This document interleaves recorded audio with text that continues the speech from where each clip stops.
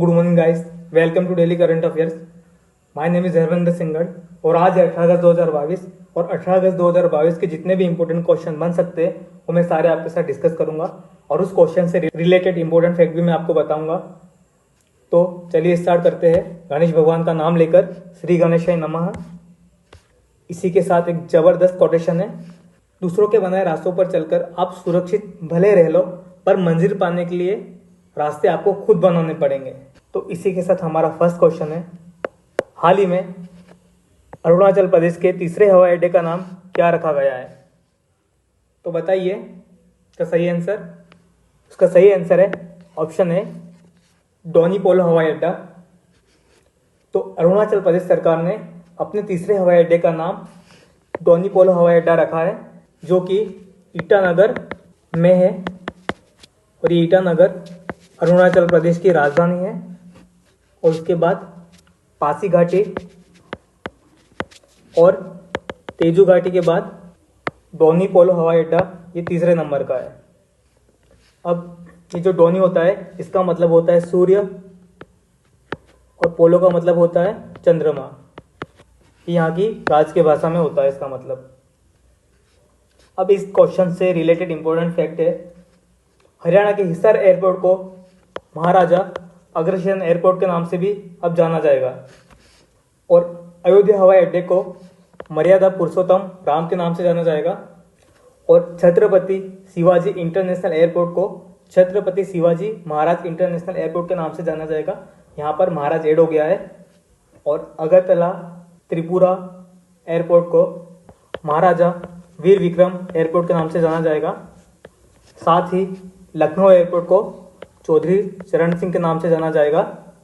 और नागरिक उड्डयन मंत्री वर्तमान में कौन है? तो ये है ज्योतिरादित्य सिंधिया, जो कि आप सब जानते होंगे। और लेह हवाई अड्डा को कार्बन न्यूट्रल हवाई अड्डा के नाम से जाना जाएगा और ये देश का प्रथम है, अर्थात देश का प्रथम कार्बन न्यूट्रल हवाई अड्डा है। कौन? तो लेह हवाई अड्डा। और प्राइम मिनिस्टर ने झारखंड में देवघर हवाई अड्डे का उद्घाटन किया था। साथ ही विंग्स इंडिया 2022 का आयोजन कहाँ पर हुआ था?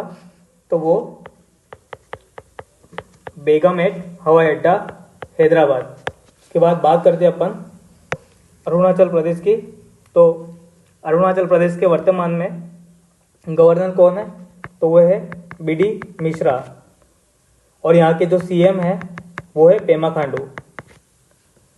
और अरुणाचल प्रदेश की राजधानी क्या है, जो कि मैंने अभी बताया था, ईटानगर। अब आप मुझे बताइए अरुणाचल प्रदेश की राज्य तितली कौन सी है? तो वो है केसर ए हिंद। और आपको पता होगा अरुणाचल प्रदेश में आत्मनिर्भर कृषि योजना, आत्मनिर्भर बागवानी योजना, ये दोनों योजनाएं अभी वर्तमान में अरुणाचल प्रदेश ने लॉन्च की थी। अब आप जानते होंगे वेनेडियम एक धातु होती है, तो इस धातु के सबसे पहले भंडार कहाँ पर खोजे गए थे? तो वो अरुणाचल प्रदेश के पापुमपुरा जिले में खोजे गए थे। अब जियोलॉजिकल सर्वे ऑफ इंडिया की रिपोर्ट के अनुसार भारत का 35% ग्रेफाइट अरुणाचल प्रदेश से प्राप्त होता है। तो हमने इतने सारे फैक्ट को जाना है, आप ये सारे फैक्ट को याद रखिएगा। ये डोनीपोलो एयरपोर्ट है। पढ़ते अगले क्वेश्चन की तरफ। हाल ही में अगस्त 2022 में भारतीय रेलवे सुरक्षा बल ने यात्रियों को 24 घंटे सुरक्षा प्रदान करने के लिए कौन सी पहल शुरू की है?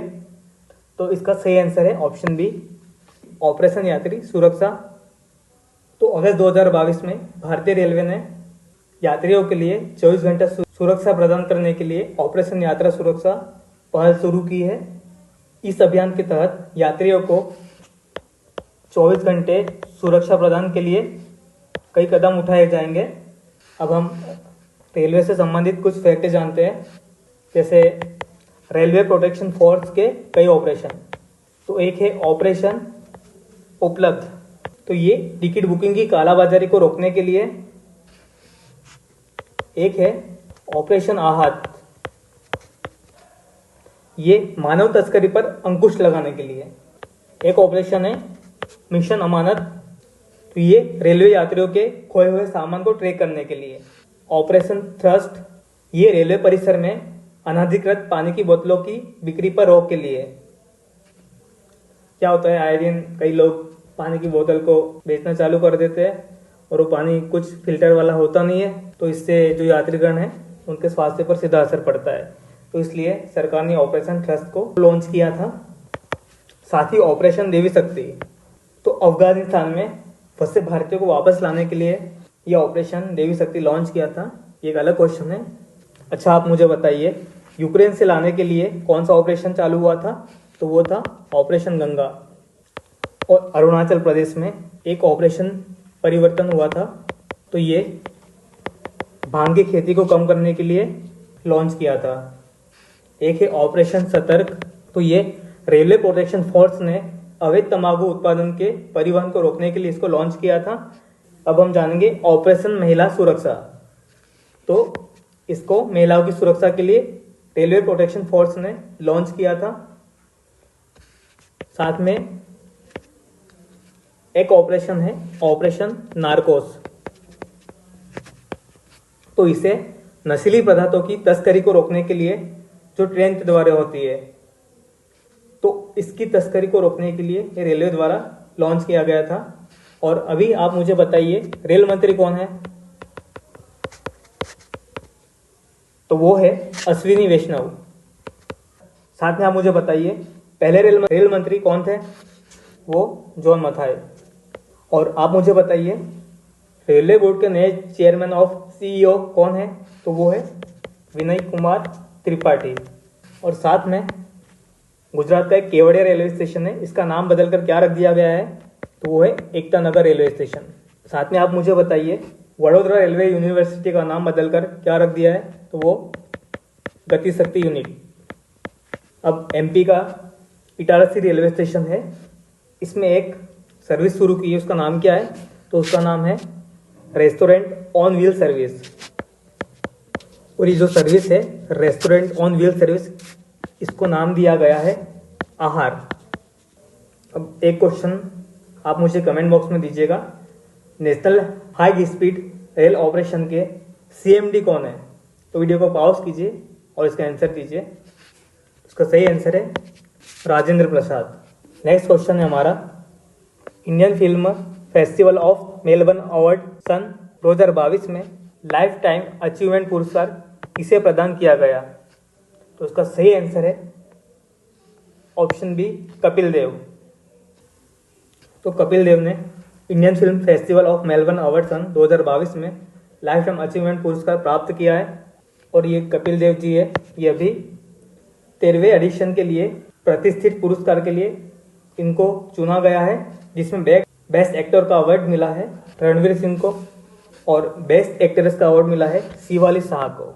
कौन सी मूवी के लिए? तो जलसा मूवी के लिए। और इस पुरस्कार में कौन सी पिक्चर को चुना गया था? तो वो कबीर खान की पिक्चर 83 को बेस्ट मूवी चुना गया था। आप जानते होंगे सुजीत सरकार और अपर्णा सेन की सरदार उद्यम व द रेपेक्स के लिए इनको बेस्ट डायरेक्टर का अवार्ड मिला था। आप मुझे बताइए, आईफा अवार्ड 2022 आबू धाबी में बेस्ट एक्टर किसको चुना गया था? तो वो विक्की कौशल को चुना गया था। किस फिल्म के लिए?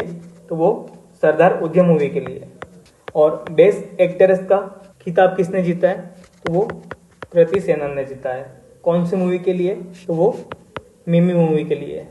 अब आप मुझे बताइएगा, बेस्ट फिल्म का अवार्ड किसने जीता था? तो वो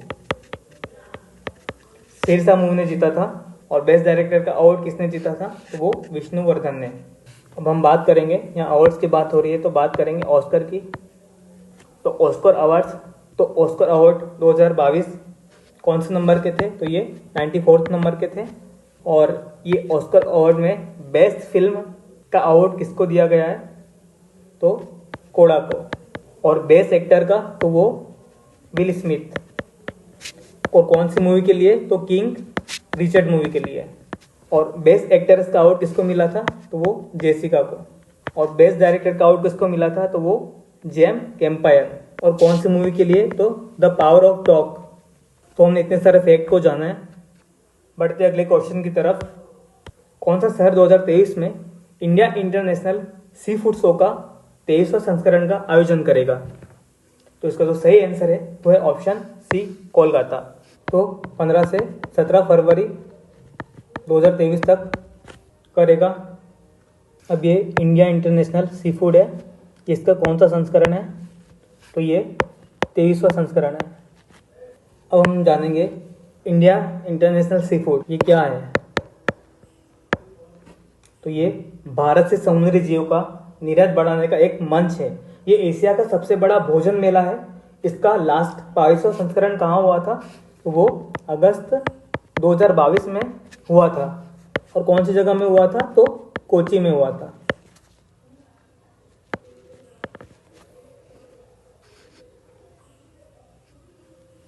अब इस क्वेश्चन से रिलेटेड कुछ important fact. National fish farmer day कब मनाया जाता है? तो वो 10 जुलाई को मनाया जाता है। दुनिया की मीठे पानी की सबसे बड़ी मछली ये कहाँ पकड़ी गई थी? तो ये कंबोडिया में पकड़ी गई थी, कंबोडिया। और ये जो मछली पकड़ी गई थी वो एक स्टिंग रे मछली थी। और आप मुझे बताइए, भारत का पहला ई मछली भारत एप्लीकेशन कहाँ लॉन्च हुआ? तो वो असम में लॉन्च हुआ। इसका नाम क्या था? तो मछली वाला इस ऐप का नाम था। वर्ल्ड फूड अवार्ड 2022 ये किसको मिला था? तो ये सिंथिया रोशनवे को मिला था। अब मुझे बताइए, वर्ल्ड फूड डे कब मनाया जाता है? तो ये 16 अक्टूबर को मनाया जाता है। तो ये वर्ल्ड की बात हुई यहाँ पर। तो आप मुझे बताइए, नेशनल फूड डे कब मनाया जाता है? तो ये 24 अक्टूबर को। याद रखिएगा, ये नेशनल है और ये वर्ल्ड है। आप मुझे बताइए, वर्ल्ड फूड सेफ्टी डे कब मनाया जाता है? तो ये 7 जून को मनाया जाता है।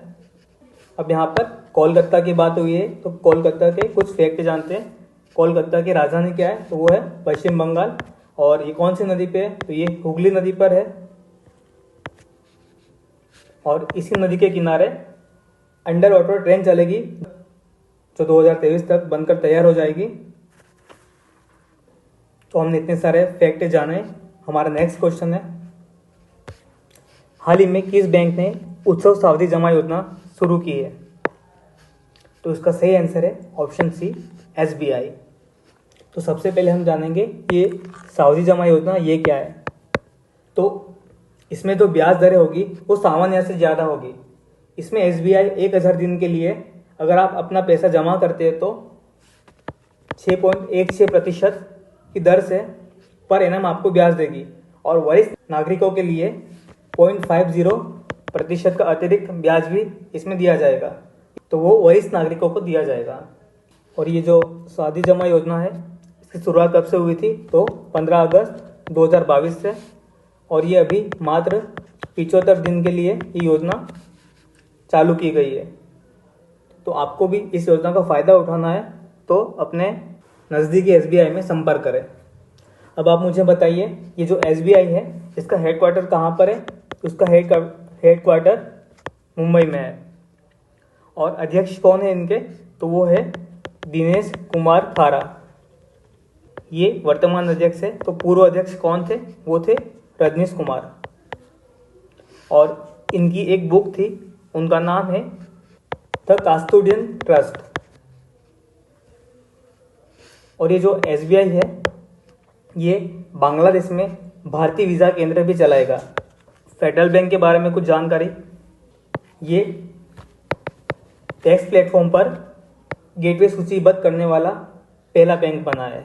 और यूनियन बैंक ऑफ इंडिया की पहली महिला MD एंड CEO कौन बनी है? तो वो है मणि मेगला। हमारा नेक्स्ट क्वेश्चन है, हाल ही में पहली बार महिला Tata Steel Chess India tournament कहाँ आयोजित होगा? तो इसका सही आंसर है ऑप्शन बी, कोलकाता। तो यहाँ टाटा स्टील चेस इंडिया की बात हो रही है। तो इसमें खास बात यह है कि इसमें पहली बार महिलाओं का टूर्नामेंट आयोजित किया जाएगा जो 29 नवंबर से 4 दिसंबर तक चलेगा। कहाँ पर चलेगा? तो कोलकाता में चलेगा। और अभी इसका एम्बेसडर इसको बनाया गया है, तो वो विश्वनाथ आनंद को बनाया गया है। अभी जो विश्वनाथ आनंद है ये हमारे पहले शतरंज ग्रैंड मास्टर है। और ये पुरुषों में ग्रैंड मास्टर है। और इन्होंने सन 1991 से 1992 में पहला राजीव गांधी खेल रत्न पुरस्कार इन्हीं को मिला था। और अभी जो राजीव गांधी खेल रत्न पुरस्कार है, इसका नाम बदलकर मेजर ध्यानचंद खेल रत्न पुरस्कार कर दिया है। और पुरस्कार राशि 7.5 लाख से बढ़ाकर कितनी कर दी गई है, तो वो 25 लाख कर दी गई है। अब ये चेस में पहले पुरुष ग्रैंड मास्टर थे, तो आप मुझे बताइए चेस में पहली महिला ग्रैंड मास्टर कौन थी, तो वो एस विजयलक्ष्मी।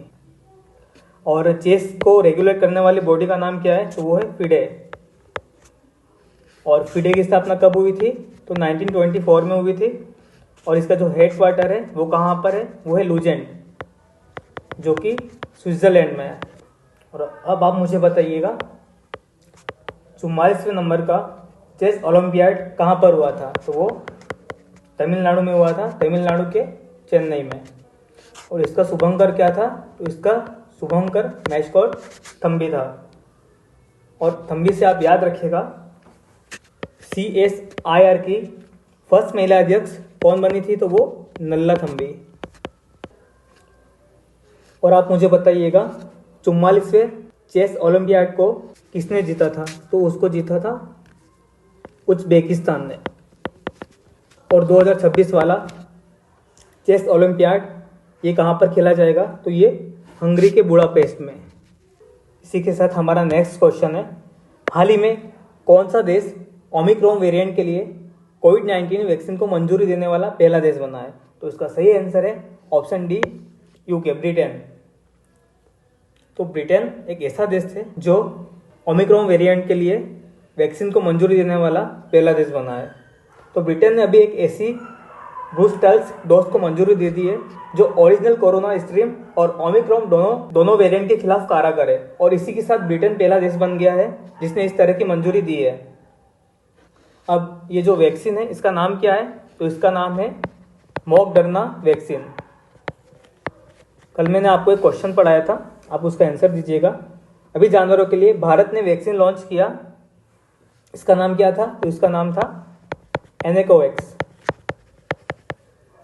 ये भारत ने जानवरों के लिए कोविड-19 वैक्सीन को लॉन्च किया था। और अभी वर्तमान में कई मवेशियाँ हैं, उनके गले में गांठ पड़ रही है और उनके शरीर में भी छोटे छोटे गांठ के रूप में चकत्ते बन रहे हैं।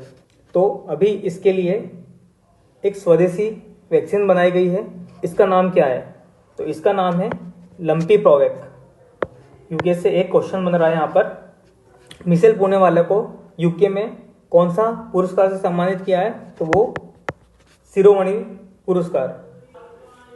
तो शिरोमणि पुरस्कार से मिशेल पूनेवाला को यूके में सम्मानित किया गया था। और हाल ही में यूके संसद ने आयुर्वेद रत्न पुरस्कार किसको दिया था, तो वो तनुजा नेसारी को।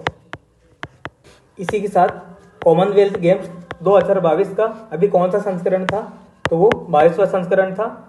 और इसमें भारत ने 22 गोल्ड जीते थे। और ये कहाँ पर हुआ था, तो ये बर्मिंघम यूके में हुआ था।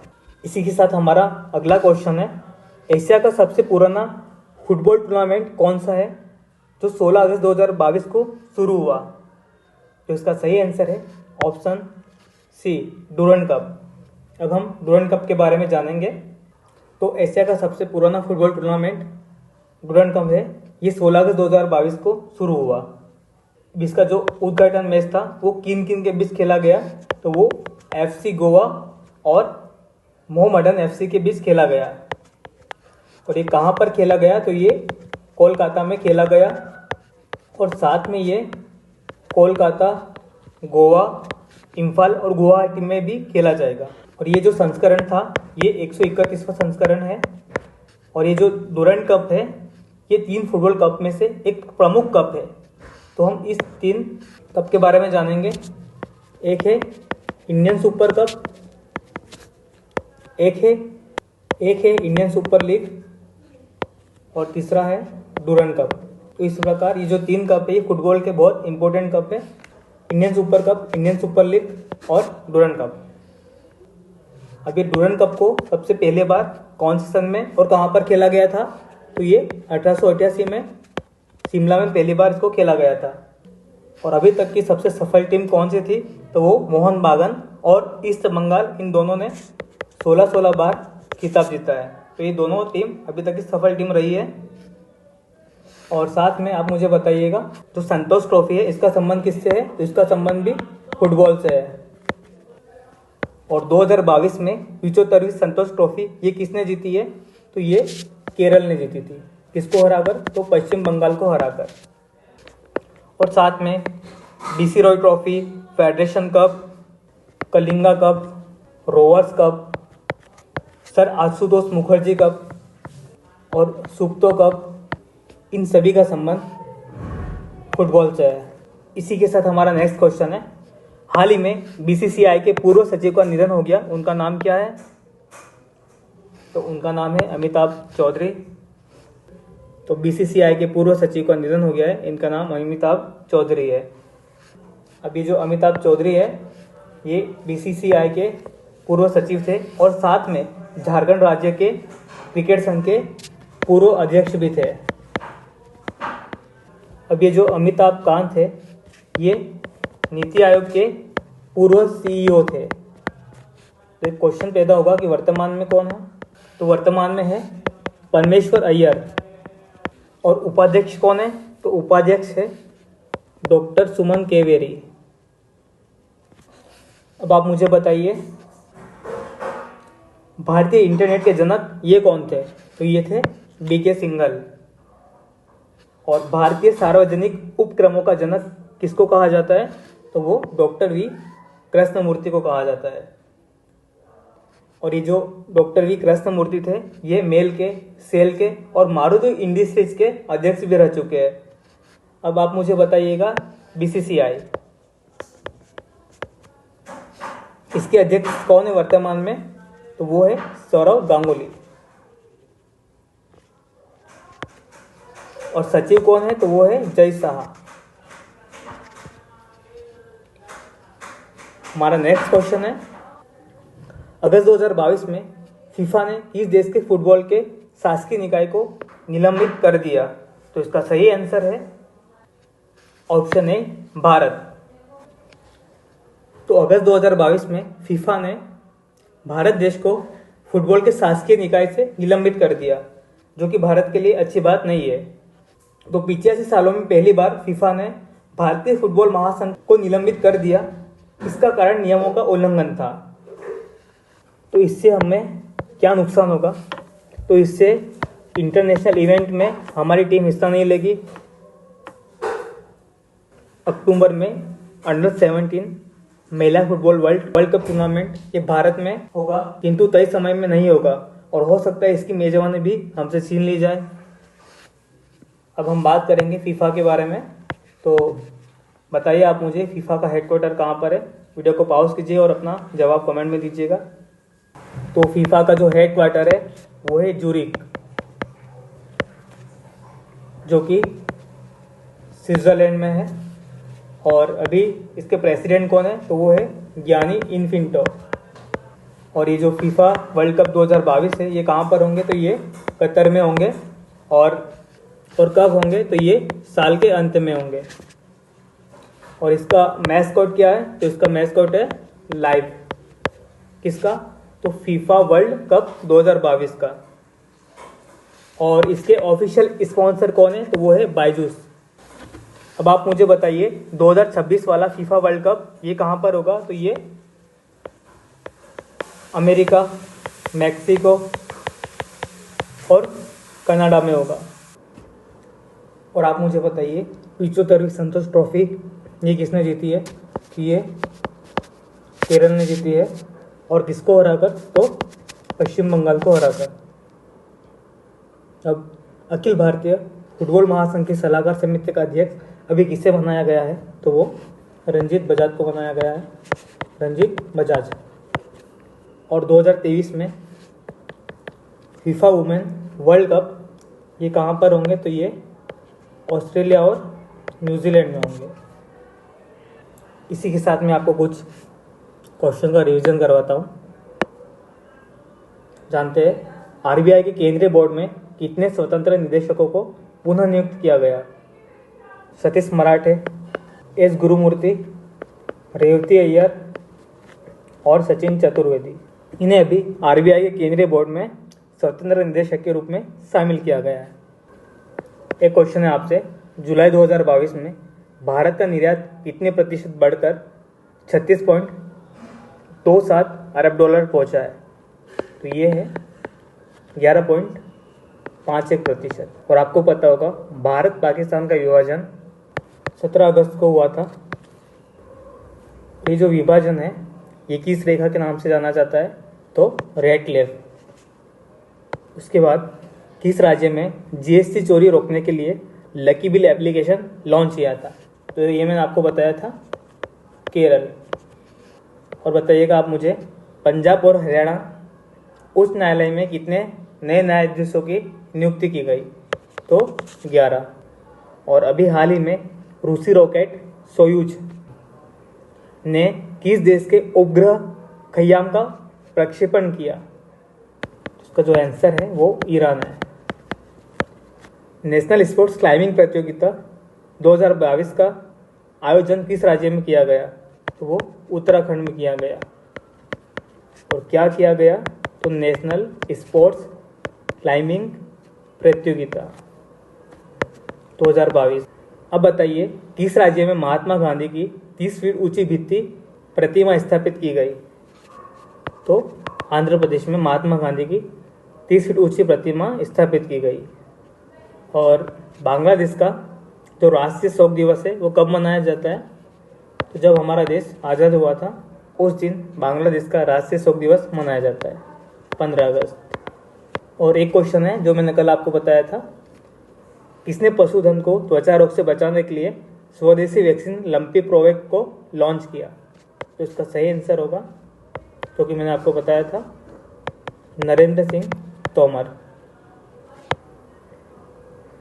अब बताइए, वीके सक्सेना, इन्होंने गुमनाम नायकों के नाम पर कितने पार्कों को देश के लिए समर्पित किया? तो 16 पार्कों को इन्होंने गुमनाम नायकों के लिए, तो इन्होंने 16 पार्कों को गुमनाम नायकों के लिए देश को समर्पित किया। और अभी हाल ही में जिसने राष्ट्रपति तटरक्षक पदक को मंजूरी दी है, तो वो अभी हमारे नए राष्ट्रपति द्रौपदी मुर्मू। और हाल ही में वर्ष 2022 के लिए कितने पुलिस कर्मियों को पुलिस पदक से सम्मानित किया गया? तो वो 1082 पुलिस वालों को। और राष्ट्रपति ने 15 अगस्त 2022 को कितने पुलिस कर्मियों को वीरता पदक प्रदान किया? तो 347। और राष्ट्रपति ने 15 अगस्त 2022 को कितने पुलिस कर्मियों को सेवा पदक से सम्मानित किया? तो 1082, ये वाला। राष्ट्रपति ने 15 अगस्त 2022 को कितने सेना पदक प्रदान किए? तो वो 81 है। और कितने नौसेना पदक प्रदान किए? तो वो है 1। आप मुझे बताइए, नेट ग्रिड के सीईओ के रूप में किसे नियुक्त किया गया है? तो पीयूष गोयल जी को नियुक्त किया गया है। और एक क्वेश्चन ये मैंने अभी आपको इसी लेक्चर में पढ़ाया है, आप खुद से देखिएगा आपको याद है या नहीं। फीफा ने किस देश के फुटबॉल महासंघ को निलंबित किया है? इसका जो सही आंसर है वो आप मुझे कमेंट में दीजिएगा, और आशा है कि आपको पता होगा। तो इसी के साथ जो हमारा लेक्चर है वो यहीं समाप्त होता है। अगर आपको मेरा ये लेक्चर पसंद आ रहा है तो आप इसको लाइक कीजिए, शेयर कीजिए, सब्सक्राइब कीजिए। Thank you.